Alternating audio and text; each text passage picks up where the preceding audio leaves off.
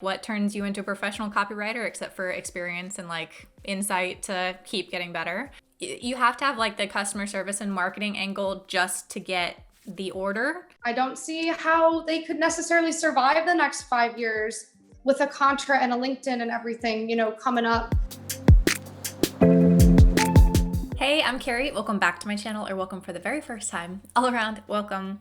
I'm Carrieblogger, a career freelancer on Fiverr.com, where I've been selling as a Fiverr Pro verified copywriter for about the past 8 years. And in today's Freelance Friday video, I am so excited to share this interview with you. I met virtually with Alex Fasulo, who I have seen across the freelancing marketplace for ages, and I'm so glad we finally got the chance to connect. Alex Fasulo, if you are unaware of who she is, has received incredible press recently, including an interview with CNBC, and she is a longtime super successful seller on Fiverr under the username faswaldo. She earns well over $300,000 a year. She's blowing up on TikTok, and she's doing so many good things, so definitely check her out just across the spectrum. We had a long and super engaging chat, and so I broke it out into 3 different parts for you. The first part of this video today is going to cover kind of her getting started in freelancing, some tips for other freelancers who are new to the industry, and then also where she thinks the industry is headed next.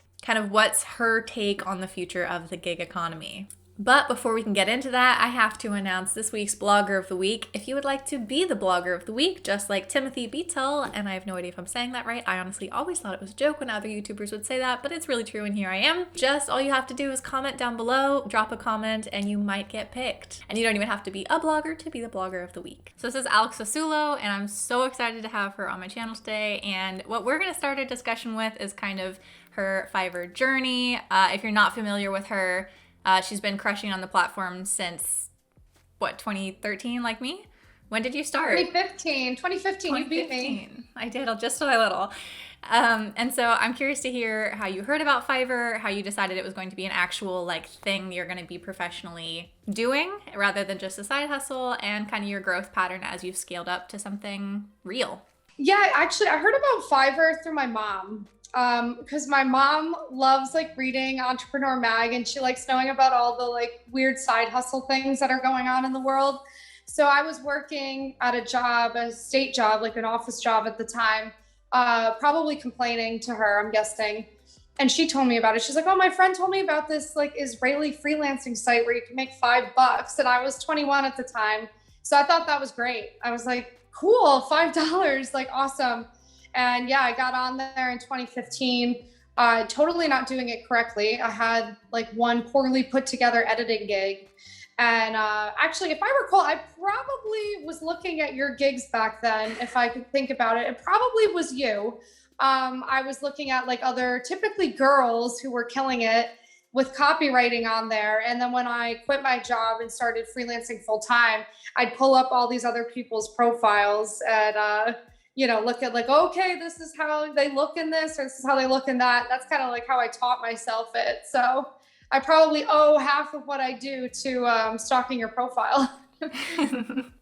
And then what was your writing experience before you started copywriting? How did you decide out of all the niches that you could start with on Fiverr, why was that where you went first? Just because that was where I had the most experience in a corporate setting beforehand. So I always liked to write, but I had been trained in writing press releases at the job that I was working.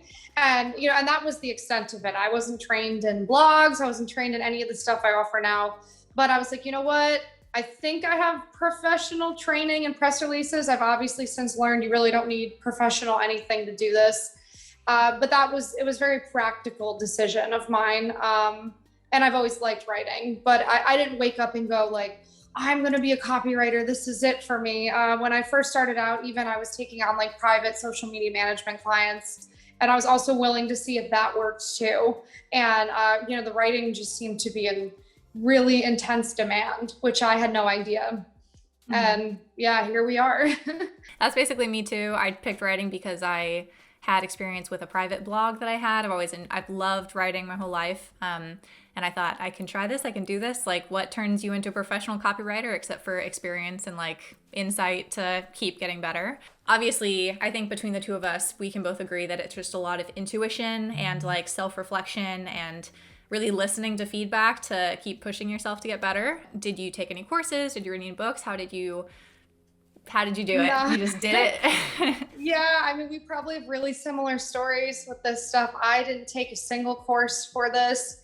I didn't even read any crash guide to being a good copywriter. I didn't even consider myself a professional copywriter for years because, again, I was just doing all this crazy stuff online, just waiting to see like what stuck. And, along the way, somewhere along the way, I became a freelance writer and it was all, intuition and just practice. And I tell people that all the time. I've made a course. I've written ebooks now to help people, of course, because we know a lot about Fiverr, whether we want to or not, we do. But I still say to people, you can take my course, you can read my ebook, but nothing compares to just actually doing this thing because it's its own beast. And as you know, half of it is customer service and sales and not even your actual talent as a writer. That obviously matters, but I didn't take anything. I'm very self-taught after the press release experience. You have to have like the customer service and marketing angle just to get the order. Like that's more than half the battle. And then you get to the writing side. But so many people like will only focus on the writing side, or that's what they're so scared of. And then they put out a gig that's not well marketed, that isn't converting anything. And they're like, well, what's the problem? And it's like, well, you haven't dealt with the first half of the issue. And I think that's one of those things that is really hard to teach unless people just want to follow like a blueprint of like literally write this, do this, make it look like this. And unfortunately on Fiverr, I don't think that that's really how it works. No, you're so right. And I try and explain that to people. And I also think these freelancing sites like a Fiverr could do a little bit of a better job, I think, supporting the freelancers with all this stuff because they make it seem like, oh, if you're a good writer, here, open a gig. Oh, by the way, you need to know our terms of service. You need to know customer service. You need to know reselling customers. You need to know managing expectations, all this list of things that are important and can't necessarily be taught. I try and I'll say, oh, I follow up with people, but I don't know how to like become them and write the follow-up message for them. And as you know, the only way to do that is experience. I'm sure you can see them in your head when you lay down at night, like what you write to buyers when they're unhappy or something. I know I can. Oh yeah. So down that train of thought, what's your like biggest tips for not only converting customers, but just to get attention in the first place? Oh yeah. I feel like for me, it's a very no fluff approach to it. So if somebody messages me like fishing around, I'll just come right out and say, hey, I'm going to attach 3 samples, check them out. And this is what I charge. And I often find my like anti-sales approach has been effective because I think people get nervous if they see you trying to sell them really hard on something. So I'll almost act like apathetic to if they buy it or not. And for me, I've found that works super well. And, as far as like pricing tactics go, I always say to people, like if you buy 4 blogs, I'll give you it for the price of 3. Very, very used like car salesman-y, but that works too. And I'll just say, hey, if you want 2 blogs, actually I can do 3 or I can do 4 and charge you for the price of 3. And then they typically always go for that. So I think those are my 2 approaches. I don't know how they compare to yours. I definitely do the first one. I don't do the second. I'm such a stickler for like, this is what my price is. I don't offer discounts. Okay. That's just what it is. I completely agree. I hate salesy marketing for myself, for my clients, for whatever. My message to them like answers their literal question. And then it's like, here's the links to all my stuff. This is my price. This is my policy. And basically it's like, if it's a good fit for you, then it's a good fit for me. And like, if you read through all that and it doesn't get what you want, then like, I don't want to work with you, right? Because I'm not going to be the good fit anyway. So I completely agree with just like confident, put it out there. If it's a good fit, great. If it's not, then we'll part ways and it wasn't meant to be. Yeah, I'm getting there. Like I've gotten to a point where I am declining more people than ever before because you can just tell from their tone starting out if they're serious about it. If they're already in a bad mood or they tell me like, oh, I tried another freelancer and they sucked. And I'm like, okay, well, that's always such a bad sign. Yeah. I'm like, okay, you already hate freelancers. So I don't know about this, but I'm definitely getting to a point now where I'm more like, this is it. And if this isn't a fit, I don't want to work with you. And I used to be nervous to say that. And that's definitely where I've arrived now. And it's a good place to be. I sometimes feel like I am not salesy enough, or I don't like push myself hard enough or whatever. And it's just really reassuring to hear that you're in the same boat, and especially with like your outlook on things. I'm curious, like the best 3 things that have happened in your career as a freelancer, either like amazing buyer that pops into your mind, or like a milestone you're proud to hit, or what?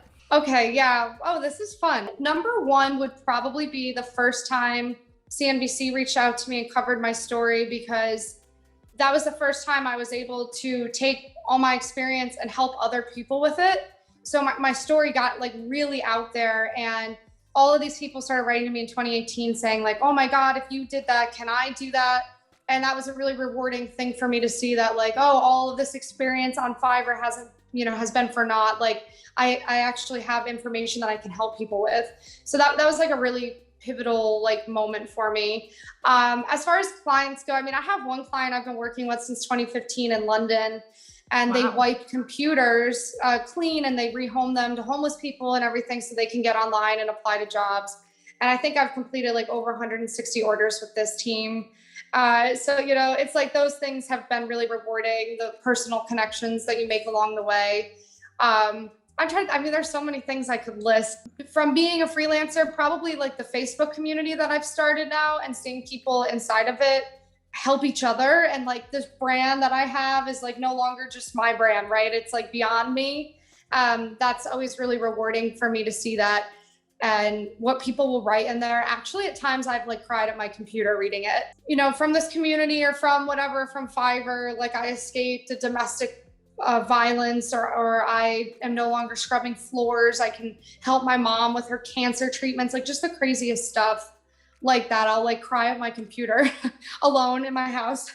I'm sure like you want to get the word out there about freelancing, because you can see like it's so powerful what it can do for people. It's kind of a double-edged sword, but I think that the benefits are so positive that, because there is no cap, there's no limit to what you can do, you're in total control. Like that comes with the downside of it can be really hard to get started, and you can feel like overwhelmed with your options and just like a little fish in this big pond of how do you get attention. But I think that if people can look past like the negatives of starting, there's just so much potential and so much possibility. And I'm really glad to be one of like the pillars alongside you of like, this is what it can be. Like you can do this and you can be successful. And it's really cool to like help people get there. It's amazing, all of this, and like us being involved with this at this time. I think it's such an amazing time for freelancing. And I'm sure you agree. Like, I think it's only going to just blow up now because of COVID. And all these new sites are coming out, which I think is awesome. I like to see competition in the freelancing world, and not have it just be, 1 or 2 sites that dominate it. We don't have to go into that tangent unless you want to. No, I definitely do. So my personal background, I've only ever sold on Fiverr. That's the first freelancing site I'd ever heard of. I was in college at the time in 2013, and I didn't even realize that this was a real thing. I didn't know you can actually like make money online successfully this way. And so I read about Fiverr in like 17 magazine, made a profile. It kind of blew up like 2 months later, and that just has been where I'm at. And for me, I've had enough business on Fiverr, and it's been so sustainable for me that I haven't had to even try anywhere else. I have found a very nice cozy home on Fiverr, but everyone always says like, well, what happens if you have an issue with Fiverr, or can you build your platform elsewhere? And so I've been keeping like a list of my favorite clients and contacts and stuff. So like I kind of have a backup plan in case something ever goes wrong. And I don't think that I couldn't build my career elsewhere. But I'm curious if you're like actively diversifying what your business looks like, and if you like have kind of an inside scoop on where you think the industry is headed with those other freelance platforms. Oh, that's a great question. Yeah, I am always trying to diversify off of Fiverr. I've always felt that like I don't want to be too reliant on them because they have crazy terms of service. I've occasionally had problems with them, and just not necessarily liking having, someone managing me and whatever on top of what I'm doing on there. So yeah, I'm actually working on developing like my own email marketing where I'll get clients and import them into this new like freelancing software coming out called Continuum, which you definitely have to get on. It's coming out in like a week or two, and it's kind of like an all-in-one freelancing management software tool that you can, import all of your own personal clients into, which I think will be a huge game changer for freelancers who feel like they have to be reliant on these platforms. So yeah, I'm always trying to do that. And I'm honestly at a point where after 6-7 years now of freelance writing, I would love to do other things with it now, like do more of this video stuff or write my own articles or my own books about it. It's definitely something I would like to do. As far as where the industry's headed, I think LinkedIn marketplaces, when it comes out in September, is going to totally steamroll everything. Just merely because 500 million people use that site. And I think something like 3 million people use Fiverr right now.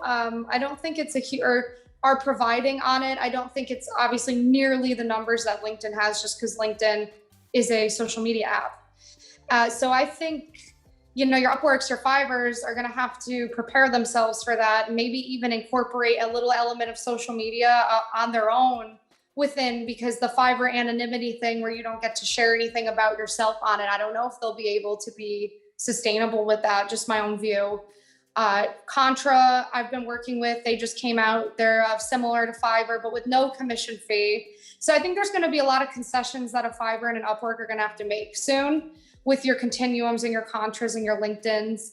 And I think that's a good thing. I think that's also watching the social media sites, Apple, Google, I'm watching them all, Facebook battle it out, only benefits us at this level. I think it's healthy. I think it's a good thing. So I personally like seeing all of the activity. I don't know what your thoughts are. I'll hand it over to you. Especially as Fiverr tries to become bigger and target more of a professional audience, I think that their commission cap is not going to stay much longer, especially with this. I don't think their commission, it needs a cap compared to all of the other new products that are coming out, because when it used to be a $5 increment thing, the 20%, you get $4 out of 5, like that sounded like a pretty decent deal. Yeah. When I'm selling $2,000 website packages and they take the 20%, that doesn't sound like such a great deal. And I think that the higher ticket projects with really professional buyers who are doing this long term, I think that commission structure is not scaling with them very nicely. And like you said, when these other options come out that have either considerably less commission or no commission, I think they're going to have to seriously reconsider their strategy. And that even though they're adding new products and trying to add more facilitation tools, again, when those other platforms launch similar tools and aren't taking the same amount, they're really, really going to have to see how they can stay competitive, which I agree is a really good thing. So I think if they want to retain talent like me, like you on there, I think they are going to have to make a fee concession pretty soon. And I would like to see that happen. I hope they decide to do that, because I don't see how they could necessarily survive the next 5 years with a Contra and a LinkedIn and everything, coming up on their heels. I mean, I'm sure you've seen, they've moved into like fitness lessons and music lessons and stuff on there. They're trying to become an umbrella freelancing site. And I don't know at times, moving too far away from what they were founded on is a good idea either for them. These are, I'm sure, all discussions their marketing team is pondering. And, no hate to them or anything and what they've done. And I wouldn't be here talking to you today if it wasn't for them. But I am curious to just see how everyone, pivots. Yeah, for sure. Thanks again so much to Alex for taking the time to chat with me. I hope you enjoyed this video. If you're still here and you like this content, please do me a favor and give me a thumbs up on the video and then consider subscribing. It's free. It's cool. If you got the time, go ahead and hop over to the next video in this segment where we're talking about some feminist issues and how we navigate the gig economy as successful women. Also, be sure to check out my freelance apparel designed by and for freelancers at bit.ly/carriemerch. Remember, you're worth more than your workload, and let's get back to work.